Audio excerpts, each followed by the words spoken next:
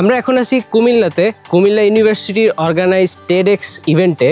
এই ইভেন্টে মূলত জামান ভাই কথা বলবে হচ্ছে সিলিকনের ব্যাপার স্যাপার নিয়ে এবং টেকনোলজিক্যাল যে অ্যাডভান্সমেন্ট বাংলাদেশে যত রকম অপরচুনিটি আছে সেই ব্যাপারে কথাবার্তা বলবে। সো বেসিক্যালি গতকালকে আমরা রওনা দিই কুমিল্লার জন্য এবং এখানে রওনা দিয়ে বেসিক্যালি আমাদের প্রায় 3 ঘন্টা লাগে, ঢাকায় একটু জ্যাম ছিল। সো আমরা অলমোস্ট সন্ধ্যার দিকে পৌঁছাই। সন্ধ্যার দিকে পৌঁছানোর পরে মোটামুটি রাতে একটু আমাদের একটা সেশন হয় কিভাবে প্র্যাকটিসটা হইতে পারে। বেসিক্যালি আমরা চাইতেছি যে একটু বেটার ওয়েতে আসুক, যেখানে আমরা এনভিডিয়ার একটা প্রেজেন্টেশন দেখাইছি যে, এবং এই প্রেজেন্টেশনের মধ্যে হচ্ছে যে এনভিডিয়া কিভাবে তাদের অ্যাডভান্সমেন্টগুলো প্ল্যান করে রাখছে বা করতেছে ওইটা নিয়ে। গতকালকে রাতে আসলে একটা কি বলে রিহার্সেল ছিল, এই রিহার্সেলটা শেষ করেই হচ্ছে যে আমরা পরদিন মানে আজকে এখন এখানে আসি। একটু পরে জামান ভাইয়ের সেশনটা আসবে এবং আমরা ওয়েট করতেছি ফর দ্য সেশন। যদিও ইনসাইডে অনেক কর্মযজ্ঞ চলতেছে, বাকিটা টেডএক্স টকের পরেই আমরা কথাবার্তা বলতেছি।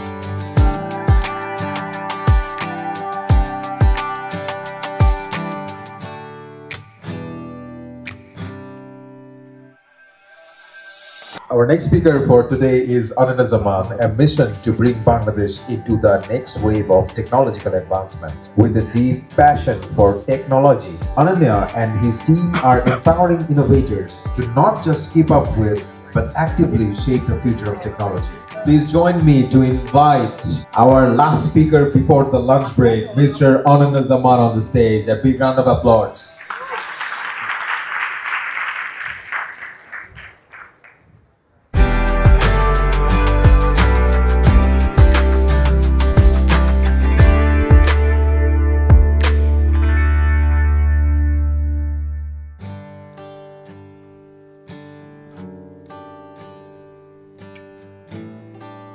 হ্যালো, কেমন আছেন সবাই? আমি অনন্ত জামান, পিসিবিল্ডার বাংলাদেশ থেকে। তো কথা বলবো সিলিকন এবং বাংলাদেশের ফিউচার নিয়ে। ওয়ার্ল্ডের এই মুহূর্তে সবচেয়ে বেশি ভ্যালুয়েটেড কোম্পানি এনভিডিয়া জার্নির একটা ছোট গ্রাফ, এবং বর্তমানে যত ওয়ার্ল্ডের বড় বড় টেক কোম্পানি আছে, ফক্সকন থেকে শুরু করে আপনার SpaceX, everyone they use Nvidia's hardware. ChatGPT use করে কে এখানে। তো আপনি আপনার ফোনে একটা প্রম্পট লেখেন, রাইট? এই প্রম্পটটা কোথাও থেকে প্রসেস হয়ে আপনাকে রেজাল্টটা দেয়। তো এটা প্রসেস করে কে? কার কম্পিউটার? আপনার ফোন? নো, আপনার ফোনে এই এবিলিটি নাই। সো ওপেন এআই যখন বুম করলো, তখন এনভিডিয়া এই বুমের পুরো প্রফিটটা ক্যাশ করলো, বিকজ ওপেন এআই যত ইনফ্রাস্ট্রাকচার আছে প্রোভাইড করছে এনভিডিয়া। এখন যখন আপনার এআই হচ্ছে ফিউচার বা এই চিপগুলো হচ্ছে ফিউচার, তখন এনভিডিয়া ওকে ফাইন, আমরা গ্রাফিক্স কার্ড বানাই, কি হবে? এটা তো ছোট্ট ব্যবসা ছিল, তাহলে আমি এখন ফ্যাক্টরি বানাই।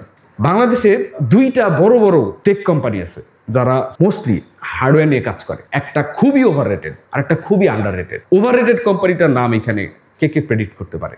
ওয়ালটন। ওকে, হ্যাঁ ওয়ালটন। অ্যাটলিস্ট ফ্রিজটা ভালো বানায়, যাদের ফ্রিজ আছে তারা জানে। আর আরেকটা কোম্পানি আছে যেটার ব্যাপারে কয়েকজন জানে, আমার জানার খুব শখ, সেটা হচ্ছে উল্কাসেমি, যারা সেমিকন্ডাক্টর নিয়ে কাজ করে। বাংলাদেশে এনআইএচ স্যার খুব পপুলার। 2007-এ বাংলাদেশে উল্কাসেমি ফাউন্ডিং পার্সন ছিলেন উনি, এবং উনি এর আগে এএমডিতে জব করতেন। তো এএমডি থেকে উনি বাংলাদেশে চলে আসছেন সিলিকনের ফিউচার দেখে।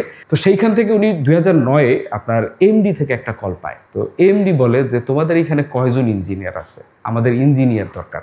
2017 সালে অ্যাপেল থেকে একটা ফোন পায় এবং অ্যাপেলের সাথেও তারা কাজ করে। তাই নিয়ে আপনারা কি এখানে চিন্তা করতে পারতেছেন যে বাংলাদেশে একটা company AMD, Apple, super micro এদের সাথে কাজ করতেছে, এদের যে প্রসেসরগুলা বা সেমিকন্ডাক্টর যেটা ইউজ হইতেছে তার মধ্যে কিছু পার্ট বাংলাদেশে একটা কোম্পানি বানায়।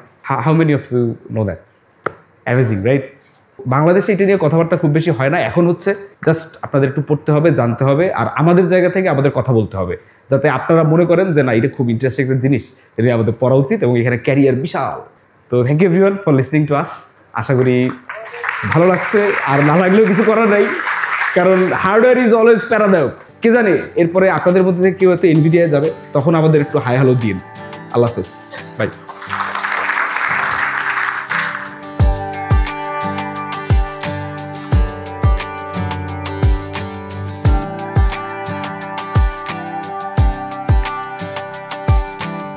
আমার মনে হয় যে এইখানে সবকটা ইন্ডাস্ট্রি অনেক বড় বাংলাদেশে, বাট ট্রাস্ট মি যে এর থেকে আরো অনেক বড় ইন্ডাস্ট্রিতে আপনাদের যাওয়ার সুযোগ আছে।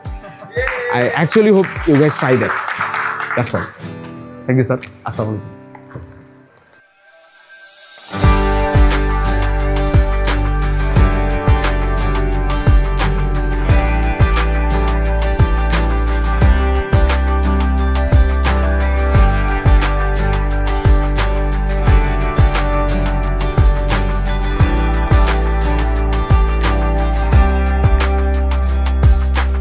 সো ভিডিওর এই সেকশনে আমরা হচ্ছে টেডেক্স এর অর্গানাইজার্সদের সাথে কথা বলবো কয়েকজন। তো আমার সাথে প্রথমে আছে সালে ভাইয়া, যে হচ্ছে অর্গানাইজার্সদের মধ্যে একজন হেড, এবং তার এই এক্সপিরিয়েন্স বা তার বলতে গেলে এটা তাদের সেকেন্ড টেডেক্স ইভেন্ট, তো তাদের এক্সপিরিয়েন্স ব্যাপারে কিছু জানা যাক। সো ভাইয়া কি অবস্থা, মানে কেমন চলতেছে? ওয়ালাইকুম আসসালাম। আলহামদুলিল্লাহ চলছে ভালো। সো আপনাদের সেকেন্ড ইভেন্ট হিসেবে এই জায়গার এক্সপিরিয়েন্সটা কেমন? টেডের ফুল ফর্ম হলো যে technology, entertainment and design. Ted হলো যে একটা ইন্টারন্যাশনাল প্ল্যাটফর্ম যারা হলো যে বিভিন্ন লাইসেন্স দেয় বিভিন্ন ইনস্টিটিউশনকে, যেমন ইউনিভার্সিটি হতে পারে, স্কুলস হতে পারে। তো এই ক্ষেত্রে আমাদের এটা হলো যে ইউনিভার্সিটি লাইসেন্স, তো এই জন্য টেডেক্স কুমিল্লা ইউনিভার্সিটি। তো টেডেক্স হলো যে একটা লোকাল ইভেন্ট যেটা লাইসেন্স টেড থেকে দেওয়া হয়। তো এটা হলো যে আমাদের দ্বিতীয়বারের মতো আমাদের বিশ্ববিদ্যালয়ে আয়োজন করা হচ্ছে। প্রথমবার আয়োজন করা হয়েছিল 30শে সেপ্টেম্বর 2023 সাল। এবার প্রায় 1.5 বছর পরে আয়োজন করা হচ্ছে। একটু বাইরের দিকের বিশ্ববিদ্যালয় হওয়ায় আসলে আমাদের মূল স্ট্রাগলগুলো হলো যে স্পন্সরশিপ। যেমন আমাদের টেড থেকে কিন্তু আসলে কোনো প্রকার বেনিফিটস দেওয়া হয় না other than the licence and branding itself. তো এই জন্য হলো যে আমাদের আর কি স্পন্সরশিপ বা এই লাইনে যা কিছু আছে, হ্যাঁ এগুলো নিয়ে একটু বেগ পেতে হয় যে কুমিল্লা ইউনিভার্সিটি আচ্ছা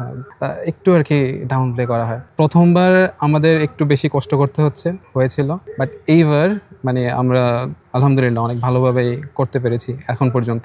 সো এই সেকশনে আমরা হচ্ছে যে টেডেক্স এর ওয়ান অফ দ্য মেন্টরের সাথে কথা বলবো। মেইনলি মেন্টর হচ্ছে যে তারা তাদের যে অগ্রগামী বা অনুজ যেটা আছে তাদের কাছে হচ্ছে যে শিফট করে, একটা ট্রানজিশন হয় যে কিভাবে কি করতে হবে এবং হোল ইভেন্টটা কিভাবে অর্গানাইজ করতে হবে। সো ওটার একটা লিড দেয়। সো ভাইয়া আগের বার হচ্ছে ফার্স্ট আইটারেশন গেল, এটা হচ্ছে তার সেকেন্ডটা। সো আপনারা কিরকম ডিফারেন্সটা দেখতেছেন বা এই ইভেন্টটা গতবার থেকে কতটা বেটার হয়েছে আপনার এক্সপিরিয়েন্স?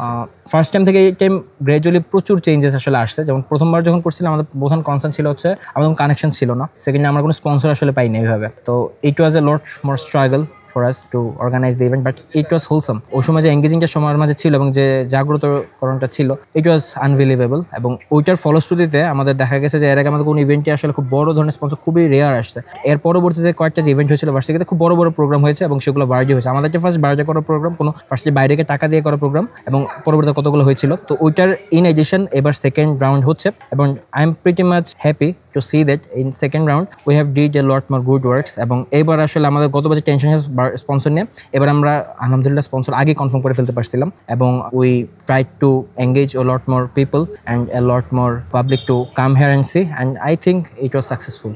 ওকে, আমরা এই পর্যায়ে হচ্ছে টেডেক্স এর অ্যানাদার কো অর্গানাইজারের সাথেই আসি, যার নাম হচ্ছে অর্ণা আপু। সো আপু, আপনার এক্সপিরিয়েন্স বলেন as a first time organiser হিসেবে। আমার এক্সপিরিয়েন্স যদি শেয়ার করি, আমি গত বছর এখানে অ্যাজ এ অডিয়েন্স হিসেবে জয়েন করেছিলাম। তো এবার হচ্ছে অ্যাজ এ অর্গানাইজার হিসেবে আসা।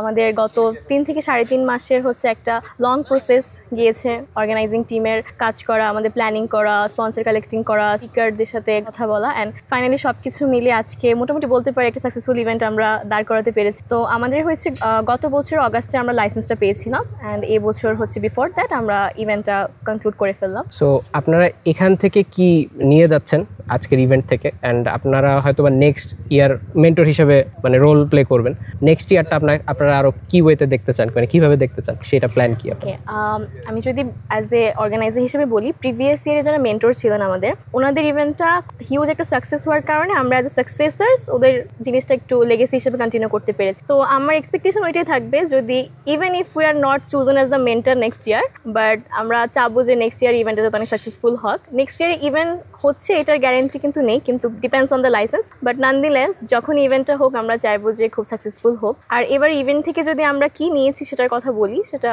অবভিয়াসলি আমাদের যে 12 জন স্পিকার আছেন ওনাদের ইনসাইটসগুলো তো খুবই ভালো, অ্যান্ড ওনাদের লাইফ এক্সপিরিয়েন্স, ওনাদের থেকে যে ইন্সপিরেশনাল জিনিসগুলো পাচ্ছি সেটা তো আমরা অবভিয়াসলি ইনকম্পারেবল। তার সাথে হচ্ছে অ্যাজ এ অর্গানাইজিং বডি যখন আমরা কাজ করছিলাম, বিভিন্ন মানুষের সাথে কথা হয়েছে, বিভিন্ন আপস অ্যান্ড ডাউনস দেখেছি, প্ল্যানিং ম্যানেজমেন্টে সব কিছু নিয়ে টুকিটাকি অনেক কিছু শেখা হয়েছে, জানা হয়েছে। সো আলটিমেটলি এটাই অ্যাজ এ লার্নিং হিসেবে নিতে চাচ্ছি আর কি।